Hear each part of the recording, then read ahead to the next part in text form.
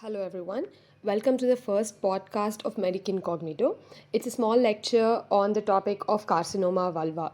The vulva carcinoma constitutes about 4 to 6% of all the female genital tract malignancies and most commonly presents in the postmenopausal age group. The risk factors include recurrent human papilloma virus infection, VIN, that is vulvar intraepithelial neoplasia, CIN, lichen sclerosis. The modifiable risk factors for CA vulva include smoking, alcohol consumption, obesity, and most importantly, immune suppressive conditions like HIV and post transplant patients. The most common histological type of CA vulva is squamous cell carcinoma. And in the squamous cell carcinoma, again we have two etiological varieties. The first one being the basaloid type or the warty type, and the second one being the keratinizing differentiated type.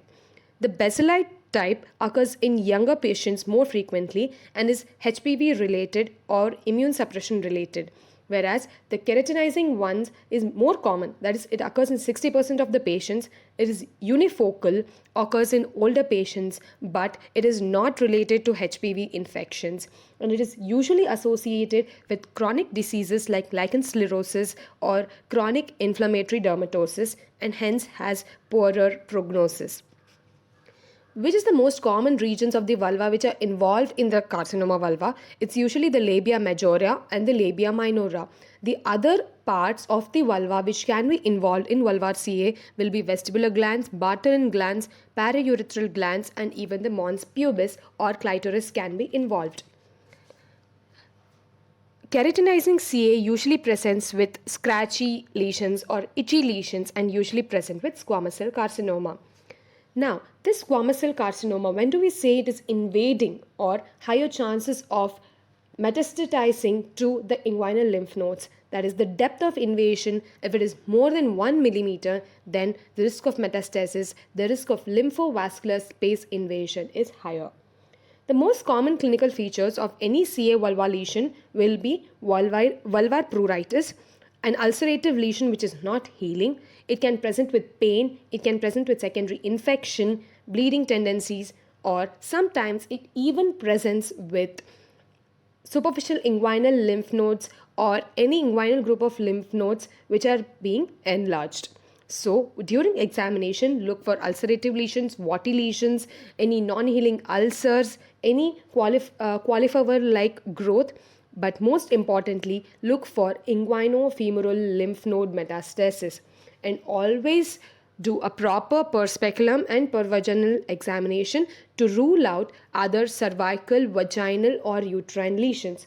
And whenever you find lesions in the vulva, always do a biopsy to confirm the diagnosis, and don't ignore even small patchy lesions that they are maybe attributing to postmenopausal symptoms. Biopsy can be a key sponge biopsy or a wedge biopsy. Once the biopsy results come, the staging of the disease can be done with respect to the TNM staging. In stage 1, the lesion is just confined to the vulva with no lymph node metastasis or any distant metastasis. Again, stage 1 is divided into 1A and 1B. In 1A, the lesion is less than 2 centimeters and with less than 1 millimeter invasion. In stage 1B, it's more than 2 centimeter in the largest diameter and more than 1 millimeter invasion, but no nodal spread. In stage 2, there will be extension to lower 1/3 of the urethra or lower 1/3 of the anal region or lower 1/3 of the vagina, but there is no nodal involvement. In stage 3, it can be any size and any amount of perineal extension, but with inguinofemoral nodes positive status, but no fixity of the nodes. The nodes are free and mobile. In stage 4, upper 2/3 of the urethra, upper 2/3 of the vagina or distant metastasis is seen. The main surgical modality for treatment will be surgery separate incision for the primary lesion and for the groin lymph node. Previously, a single butterfly incision was taken for treating both the primary lesion and the lymph node dissection, but it was associated with higher morbidity. Hence, now 3 incision step is taken. For a stage 1A disease, you can do a wide local excision with no lymph node dissection. But for any stage of vulvar CA more than 1B, then lymph node dissection is mandatory. So stage 1B you can treat with a radical local excision with unilateral or bilateral lymph node dissection. So how do you decide unilateral or bilateral lymph node dissection? If the lesion is more lateral or more than 2 cm lateral from the midline, then preferably the ipsilateral inguinofemoral lymph node dissection can be done. But if the lesion is within 2 cm of the midline, then do a bilateral inguinofemoral lymph node dissection using the 3 incision technique.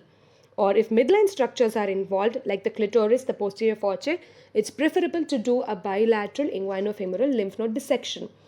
For early T2 lesions, radical vulvectomy or radical local excision with tumor-free negative margins of more than 1 cm is preferred.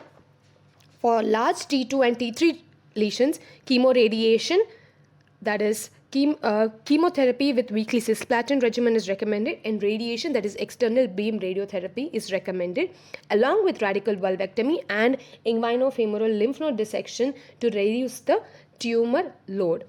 Okay, so this is the preferred management options for vulvar carcinoma lesions. Hope this came up with a short summary of and a small understanding of the disease. Hope it was useful. Thanks for listening. Keep watching and keep subscribing.